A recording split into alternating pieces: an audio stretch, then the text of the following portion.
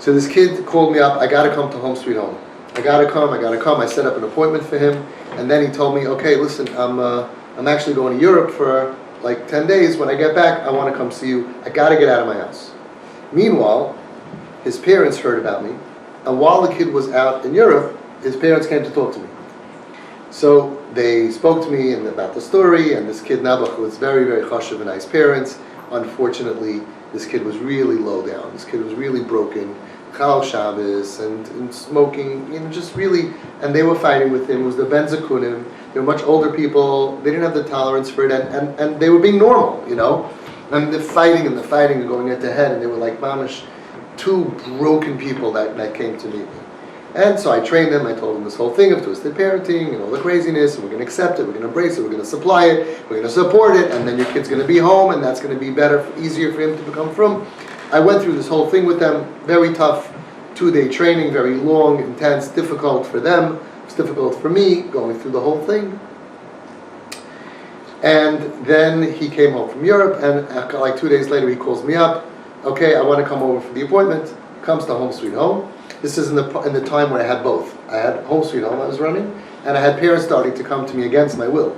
I didn't advertise. I didn't want parents to come. It opened up, for whatever, it just, Mamash Hashem opened up this tziner.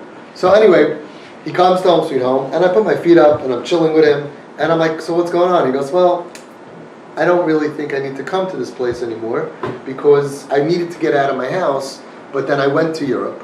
He said, it was interesting, my parents sent me to Europe. He said, I thought I'm going clubbing.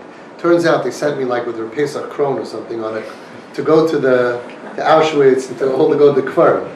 He had no idea. I don't know how he didn't check the details of where he thought he's going. But and he's a very intellectual, nice kid. He goes, actually, I liked Auschwitz very much.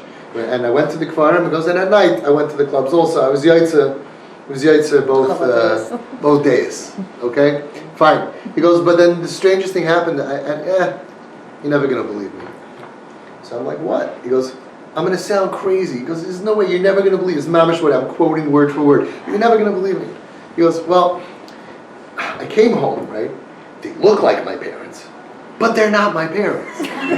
I'm telling you, these are not my parents. They look, they talk, they sound. All of a sudden, they bought me this TV. We love you. We accept you. He goes, I'm thinking, like, who are they? I'm like, I don't get this. And it's a few days went, like 1 or 2 days went by, and they're like different people. He goes, I think like aliens abducted my parents, took out there and dressed up like them, and they're like, and it's unbelievable. He goes, and that's why I don't think I need to come to Home Sweet Home anymore. And at that moment I realized that if twisted parenting takes off, I can close Home Sweet Home. Instead of helping 3, 4, 5 kids who don't have family, we can help 40, 50, 60 families a year, which we're doing, Baruch Hashem, by giving them a Home Sweet Home. Because everybody knows that on top of all the trouble and the problems that these kids have is a whole new crisis, that because they're dysfunctional, because of their trauma and pain or whatever it is, they now have new trauma and pain, rejection, and all the stuff that comes along with that, because parents don't understand what's happening. Good parents. Nobody teaches them what to do. So I'm teaching families how to make their home sweet. That's the goal. So this kid ended up not having to come to Home Sweet Home because his family made a Home Sweet Home. And Baruch Hashem, they were so successful. And when I got the call that he's putting on tefillin, it's amazing. No psych ward, no Utah, no rehabs, nothing, no Kiruv program. Parents. And people can't believe that this could be true. You have that inside of you, tremendous. I needed 50 volunteers and $100,000 a year to accomplish what one hug from a father could accomplish. One hug from a mother. I love you. You're mine. I trust you. I believe in you. I don't need a whole program for that. Our Home Sweet, our TP kids, we're not in programs. We're not in psych wards. We're not in police stations. We're not in Shomer, Matzala. We don't need anything from anybody. It's nice when they go away to a camp that has a program. Very nice. But you are the medicine. So what do you need this volunteer and this Avi guy and this person on the street? You know how these tzaddikim mentors on the street? We don't need mentors on the street. You're the mentors. You're giving them that same ahava. Everybody says, the ones, I got to be tough and boundaries, but then they go ahead and they're happy that guy on the street got to know, please take care of my kid. How does he get in touch with your kid? He gives him a cigarette. right? You wouldn't do that. Rules and boundaries, but the Yenim should do that. How do all the mentors get? Because when you're living out in the dirt, you got to do things to win confidence. You got to. I once got a call about a kid. I went to him in front of his house. I picked him up in a car. He sat in my car, and this kid was cursing out his father like crazy. And I calmed him down. They were going to call the police. Atzala, Shomer. It was a scene. They were mamish killing each other before TP. Right? And I went down and I got the kid in the car and I drove him around the block a little bit and I had cigarettes. I said, "You want a cigarette?" He was 15 years old. 15 years old. When I calmed him down, terrific. The father called me up.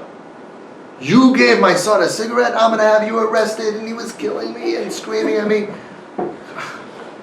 Underage, they're going to get arrested. I'm like, okay, I don't know what jail you go to for giving a kid a cigarette. You know what I'm saying? It's like, it's not punishable by death. Rikers. But this guy could not, Rikers, right? I mean, it's like, mamish, like, what do you want? But he didn't chap.